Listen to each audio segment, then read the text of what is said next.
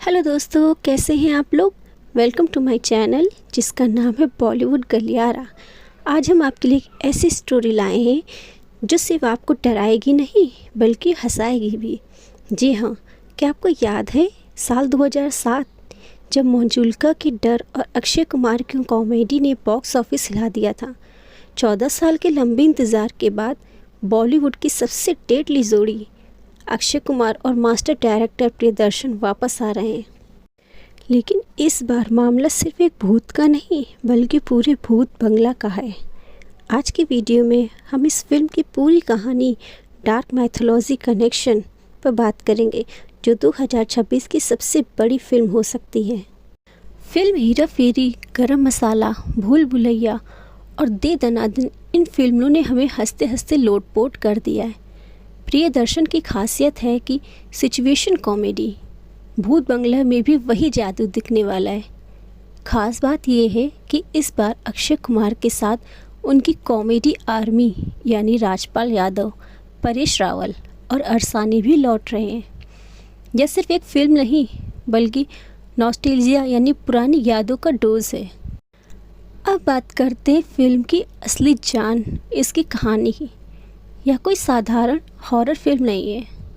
कहानी मंगलपुर नाम के एक गांव और वहां की एक शापित हवेली आचार्य निवास के इर्द गिर्द घूमती है। प्रियदर्शन ने कन्फर्म किया है कि फिल्म से जड़े वेदों और महाभारत से जुड़ी हुई हैं। इसमें दिखाया गया है कि कैसे प्राचीन मंत्रों और काले जादू का गलत इस्तेमाल विनाश ला सकता है। अक्षय कुमार एक ऐसे शख्स अर्जुन आचार्य बने जो साइंस में यकीन रखता है और भूतों को अंधविश्वास मानता है।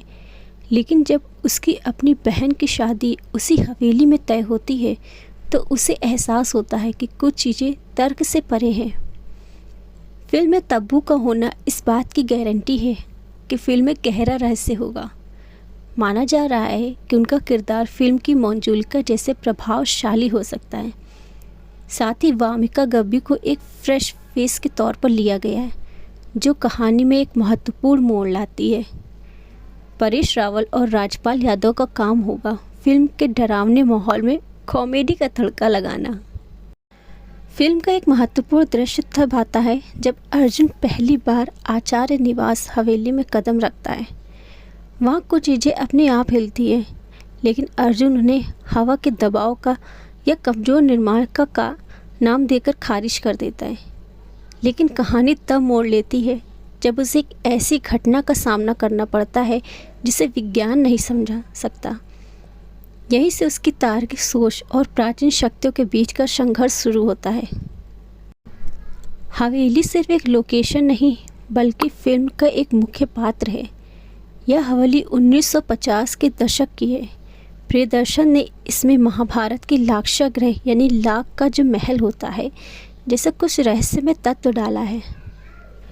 फिल्म के इंटरवल के पास एक सीन है जहां अर्जुन को हवेली के नीचे एक गुप्त तहखाना मिलता है जहां उसे काली शक्तियों के निशान और पुरानी पांडुलिपियां मिलती हैं जो फिल्म की हॉरर और माइथोलॉजी को एक साथ जोड़ती है। एंड परेश रावल हवेली के पुराने केयरटेकर की भूमिका में हो सकते हैं जो डरा हुआ है लेकिन अपनी बातों से हंसाता है। रामपाल यादव का किरदार एक ऐसा व्यक्ति है जिसे सबसे पहले अलौकिक अनुभव होता है। प्रियदर्शन की फिल्मों की पहचान है क्लाइमैक्स का कन्फ्यूज़न। कल्पना कीजिए एक ऐसा सीन जहां अंधेरे में भूत से बचने के चक्कर में ये तीनों एक दूसरे से ही टकरा रहे हैं और अक्षय कुमार बीच में फंसकर सिचुएशन को संभालने की कोशिश कर रहे हैं। यह फिल्म का सबसे ज़्यादा हंसाने वाला हिस्सा होगा। तब्बू का किरदार फिल्म का सस्पेंस है। वह या तो हवेली की मालकिन हो सकती हैं या कोई एक ऐसी महिला जिसे प्राचीन विद्याओं का ज्ञान है। फिल्म का एक दृश्य होगा जहां तब्बू और अक्षय कुमार के बीच एक गंभीर संवाद होता है जहां वह अक्षय को चेतावनी देती हैं कुछ दरवाजे बंद ही अच्छे होते हैं। उनकी रहस्यमय मुस्कान दर्शकों के मन में डर पैदा करेगी।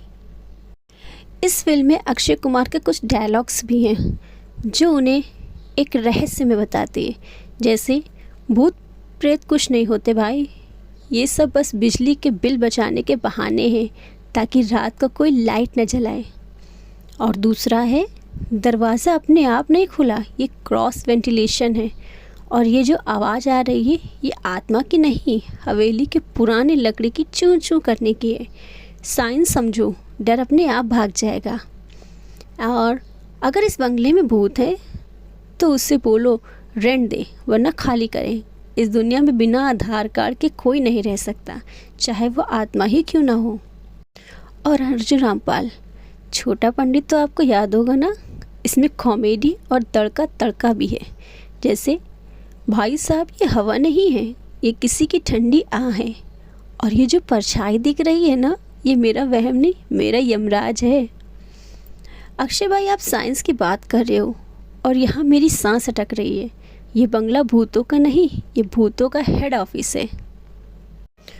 और इस फिल्म में तब्बू के किरदार के लिए ऐसी लाइन्स हैं जो फिल्म में सस्पेंस बढ़ा देती हैं। जैसे इस हवेली की दीवारें बोलती नहीं हैं अर्जुन, ये सिर्फ सुनती हैं, और जो ये सुन लेती हैं उसे कभी बाहर नहीं जाने देती हैं।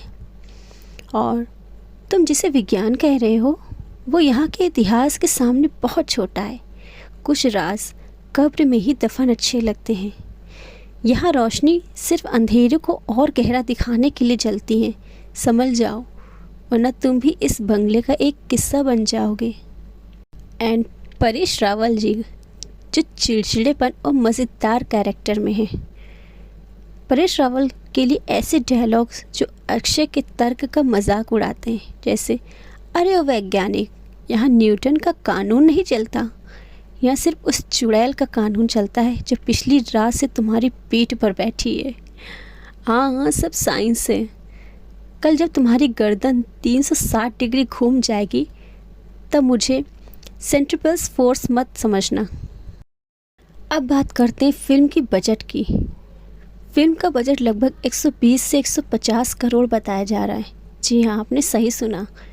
1950 और 1990 के दशक को दिखाने के लिए एक भव्य सेट और उच्च स्तर के VFX का इस्तेमाल किया गया है। फिल्म को सेंसर बोर्ड ने UA सर्टिफिकेट मिला है, जिसका मतलब है कि प्रियदर्शन इसे बच्चों से लेकर बड़ों तक सबके लिए बना रहे हैं। तो दोस्तों, क्या अक्षय कुमार इस बार भी किसी मानसिक बीमारी का इलाज करेंगे जैसे भूल भुलैया में किया था? लेकिन निर्देशन प्रियदर्शन के हिंट्स कुछ और ही इशारा कर रहे हैं। इस बार मामला असली काले जादू और प्राचीन श्राप का है। फिल्म के अंत में एक ऐसी बड़ी लड़ाई दिखाई जा सकती है जहां विज्ञान हार मान लेगा और अक्षय को अपनी जान बचाने के लिए उन प्राचीन मंत्रों का सहारा लेना पड़ेगा जिन्हें वह शुरू से बकवास मान रहे हैं। और क्या तब्बू का किरदार ही इस पूरी तबाही के पीछे है, या फिर इस भूत बंगले के नीचे कोई और राज दफन है जो महाभारत काल से चला आ रहा है? प्रियदर्शन ने कहा है कि यह फिल्म अंत में दर्शकों को सोचने पर मजबूर कर देगी। तो दोस्तों, आपको क्या लगता है कि अक्षय कुमार फिर से वही भूल भुलैया वाला जादू कर पाएंगे? क्या परेश रावल और राजपाल यादव की कॉमेडी इस डर के माहौल में आपको हंसा पाएगी? तो अपनी राय कमेंट बॉक्स में ज़रूर लिखें। फिल्म 10 अप्रैल 2026 को सिनेमाघरों में रिलीज़ होने की पूरी तैयारी है। हालांकि इसे पहले 15 मई 2026 के लिए टाला गया था, लेकिन अब इसे वापस अपनी मूल तारीख पर लाया गया है। फिल्म को UA 16+ सर्टिफिकेट मिल गया है, जिसका मतलब है कि यह एक फैमिली फ्रेंडली फिल्म है, लेकिन 16 साल से कम उम्र के बच्चों के लिए माता पिता के मार्गदर्शन की सलाह दी गई है। फिल्म का आधिकारिक टीज़र 12 मार्च 2026 को रिलीज़ किया गया था। फिल्म का पहला गाना राम जी आके भला करेंगे, इसको अरमान मलिक और आरवन ने गाया है, जो पहले ही ऑनलाइन काफ़ी लोकप्रिय हो गया है। भूत बंगला की टक्कर बॉक्स ऑफिस पर धुरंधर 2 से हो सकती है, जो उसी समय के आसपास सिनेमाघरों में मौजूद होगी। अगर आपको हमारी जानकारी अच्छी लगे तो प्लीज़ हमारे चैनल को सब्सक्राइब करें। थैंक